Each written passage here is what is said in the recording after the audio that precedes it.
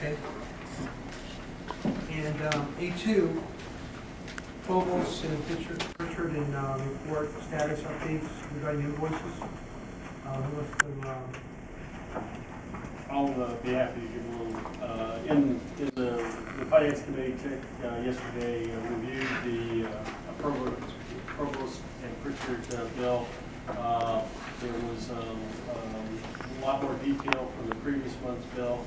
There was some recommendations made by the committee for me to implement with regards to the time that Provost Pritchard is providing for the agency, and we're going to continue to do that. The bill is outlined in your packet. It's I believe about $21,000 for that month. It's a little greater than normal because of Dan actually taking some of the normal meetings that I attend. It's greater than it has been the past couple of months. And the committee wanted to stress that Provost Pritchard should be primarily working with regards to water transfers and water availability. So, with that, staff will recommend the bill is submitted. yeah, we did look through it. We went through a lot of comments. And Dan's going to, Dwayne's going to talk to Dan, continue to improve on hours, and also see if some of these costs can be shared with other agencies as well that he works with. Okay, I move on the board order 6A2. Second. Any more discussion? All in favor indicate by saying aye. Aye. Opposed? Carried. Okay, that concludes the Finance Committee. Item 6B, Water Project Committee. Again, Chairman Bernard. Yes. We met and regarding the west side water bank, 60-inch isolation valve, release for bidding, and maybe We'll give a short presentation here. Essentially what this project would do is provide a new 60 inch, which is a 5-foot valve on the west feeder. The purpose of the valve is to provide a lot more flexibility for water banking purposes. The valve, once it's installed, will allow the agency to be able to use all of its west feeder water to recharge the west side water bank and still provide water from our wells on Calandri to the Roseman treatment plant and provide service to the north feeder. It just provides a lot of additional flexibility to allow us to be able to actually water bank 12 months out of the year as opposed to a shorter period. It's relatively inexpensive in water terms. It's about $155,000 total cost, including everything. We did have the chief engineer review the plans that were developed by staff to make sure they're okay, I move on board 61. Second. Any more discussion? Just a couple. Is it going to be involved like on a pressure reducing station on that, or is I believe, is it? No, it's buried. It's buried. It's a buried valve. Below ground. Typical evolved that sort of valve. it going to have a big hit pressure, try to shut that thing down when it's running? Oh no, it's about like a 200 to 1 gearbox on it, so yeah, should be okay. All right. Okay, all in favor indicate by saying aye. Aye. Opposed? Carried. Committee Chairman Parris. Yes, we had a meeting and I'm going to request closed session for evaluation of our board secretary and general manager. Item 6D, Adjudication, Water Master Committee. Rob? So that's going to go at the end of the meeting. This issue. Oh, yes. Yeah, all right. Why? Well, we had our water master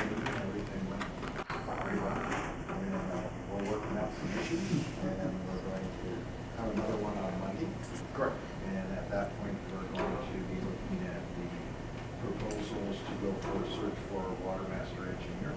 Hopefully we'll make a decision on what firm will do that for us. So everything's moving right along. Better change the name of that water master, that's antiquated. Water master? Yeah. We kind of like it. Master of water.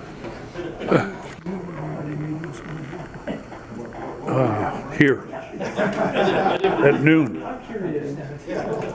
We can ask, though. Hammered it out, we're waiting for staff and our attorney to get back to us on some final. And we're ready to get back to you. So we have a little presentation on the power lease. It's ready for approval. Just to, this is the Calandri Property.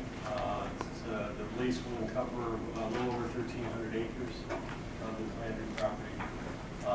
It's located here. You can see from the map here, the properties, you know, they kind of go on go above they're north of 8th Street. It's all in Kern County. It includes these properties, with the exception of the property all the way on the west, which is not included in the lease. That's actually part of a piece of property that First Solar is purchasing from the agency. And the green dots are wells, and the blue dots are wells that we've had recently active. So you can see kind of what the land is there, where this lease will occur. We purchased, just way as background, we purchased the Calandri property in 2007. It was 1,462 acres. We intended to use for a water bank. The purchase price was $9,000 an acre.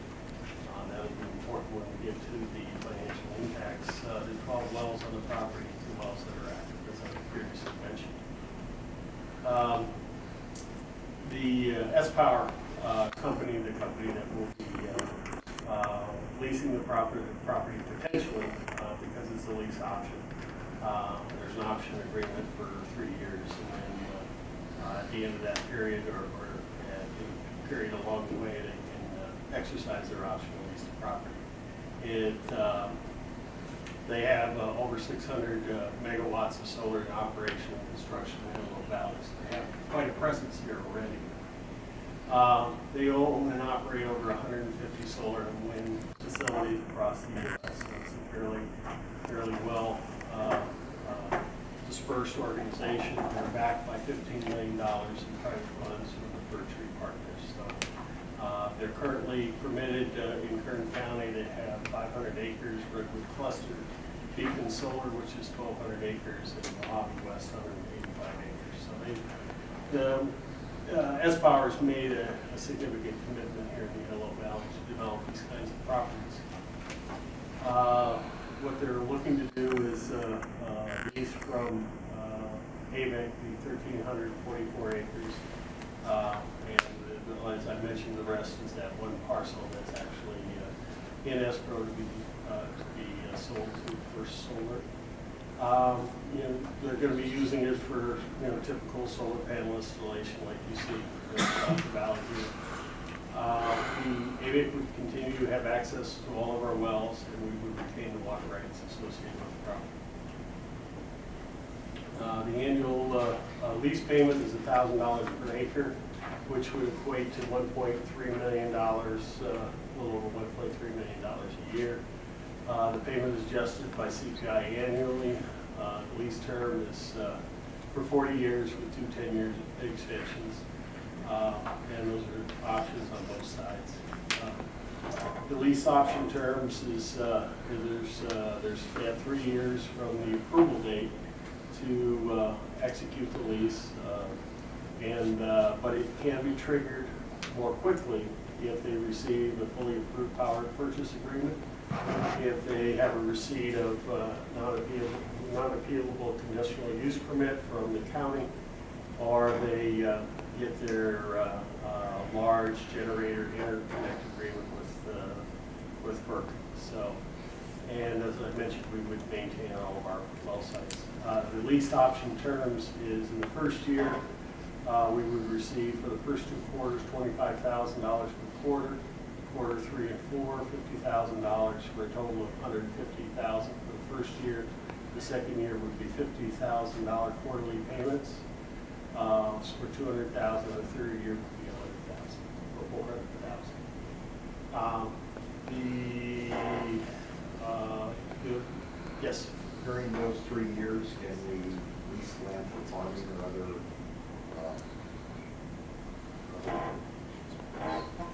We cannot, because when we enter into that, it's an exclusive lease arrangement. The option agreement protects the property from liens and encumbrances, during this option period. Deposit $50,000 to offset legal costs have been paid, so we have received that. Looking at the financial impacts and is this a good deal relative to our purchase price? If we were to take that up $1.3 million in today's environment, that we could secure new capital of close to $20,000 to $25,000 for the agency. If we assume $20,000, that would be equivalent to a $15,000 purchase price bought it for nothing. So there's some value that the agency has for maintaining it. And then we retain the water rights and the use of the existing wells, which is important. And AVEK's going to be here for a long time. We still own the property.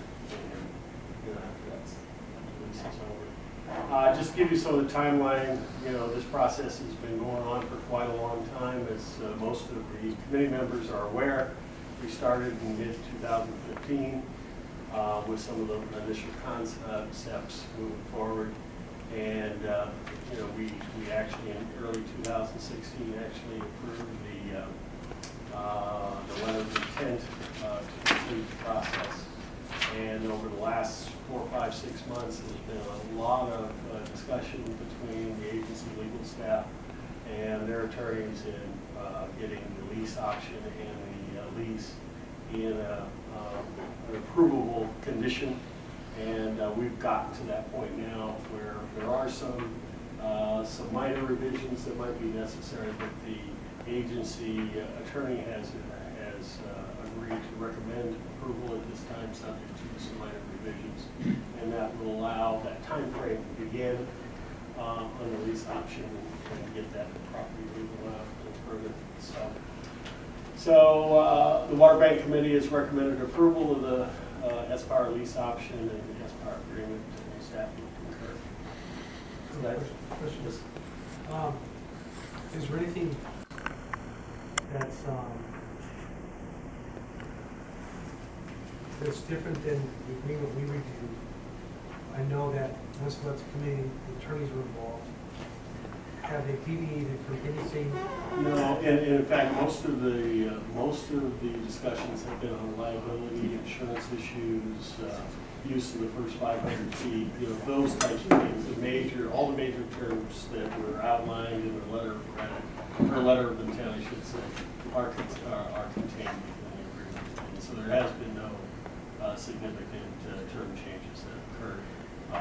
There's at least 4 or 5 pages with regards to indemnity and those kinds of things that took a lot of time to get correct. Also, staff and the attorneys have reviewed their financial documents or their financial statements to make sure that the S-Power and the company that's signing the lease is adequately funded. And we made provisions to where S-Power would back this LLC up until the time that all the construction is done. So it provides an extra level of protection for the agency so that we're in pretty good shape here. Okay. So what we would recommend is the approval of the board order to approve the lease option and the lease into minor revisions and move forward. Okay, I remember on Board 6E1 that we approved the S-Power lease with the feedback. Any more discussion or questions? I've got one that's off the subject of it, but I just want to bring it up. It's not the Calandri Property we talked about.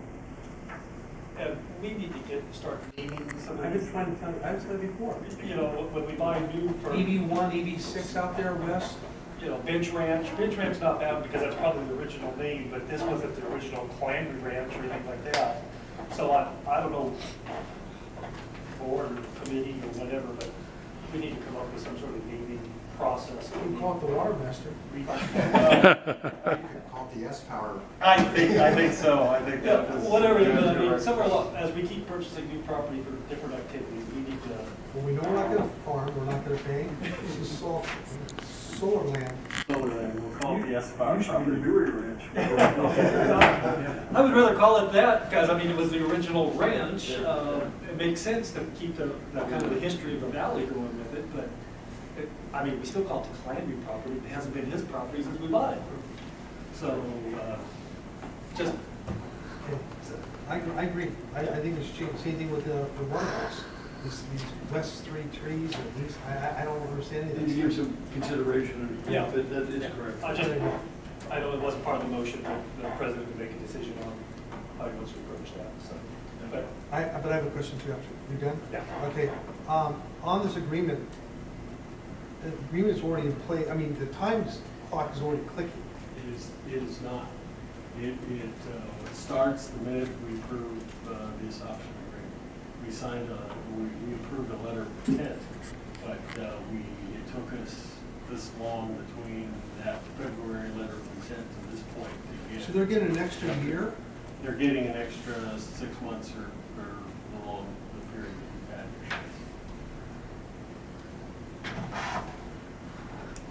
Any more discussion? We're lucky you didn't know that. All in favor indicate by saying aye. Aye. Let him sing. Okay. Ollie's bringing it up here.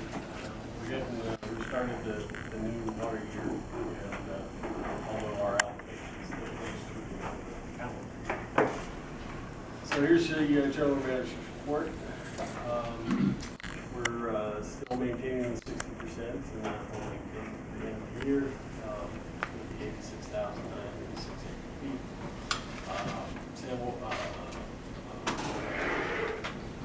The Oroville Reservoir, it's 73% of average, and San Luis is at 52%. So they're a little lower than normal.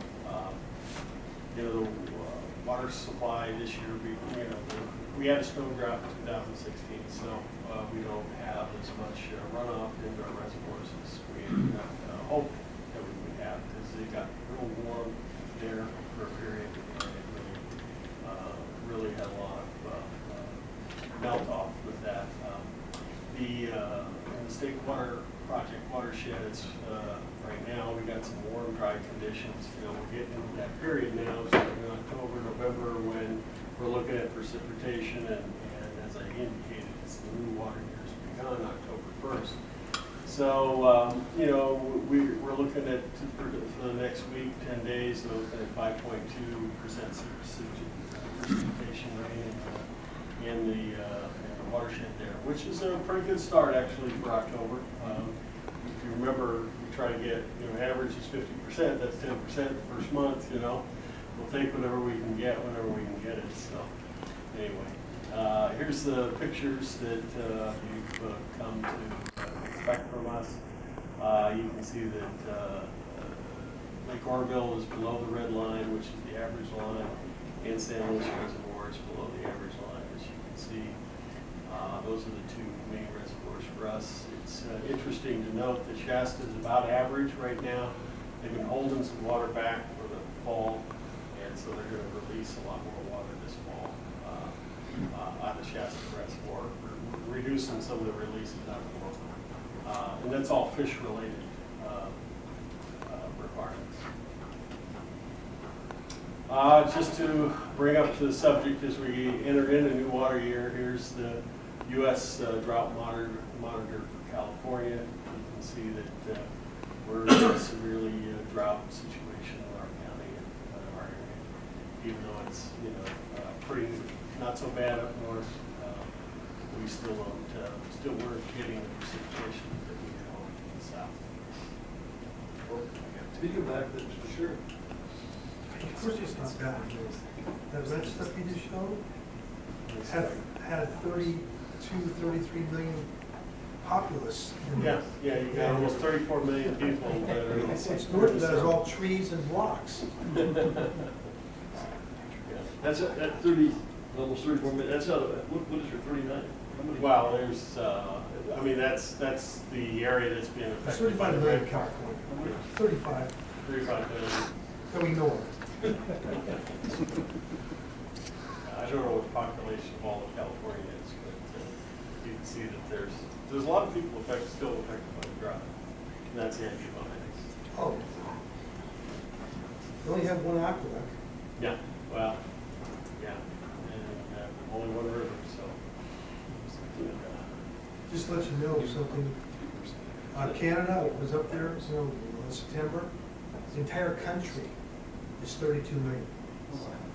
Yeah. Go back again. It's kind of interesting. They clear to the east, right there. So the white is that north? That's not, it gets progressively better, so it's not as bad, along the Colorado River. Interesting. Okay, interesting. Yeah, and you can see that it's, the north coast is in, fairly good shape. But you don't see any green anywhere. That's the sign of, like you'd see in Florida right now. Once it goes from green to what? Green, yeah. White? Green to dark green, Yeah, then there's white. White, yeah, white, yellow, and you get it. I don't know. It's been so long since I've seen any green type of looks that it's. Even the islands are, Yeah. the Cabina, even there. Yeah, they're in trouble too. Drought. Yeah, interesting. AVEK operations, the treatment plant running 20 MGD right now, Roseman plant 4.5. You can see we're a little higher than we were last year at this point. East side plant 2.5 million, and Acton at through the intertide 1 million gallons a day. We are delivering to LA County Waterworks 7 million gallons a day in order to help them with a perceived water quality problem that they have within their system. And we're continuing to work with the East Side bank and blending facility, pumping in about 1.5 to 8 acre feet a day. And we have 2 wells running on the Avenue 12. Notice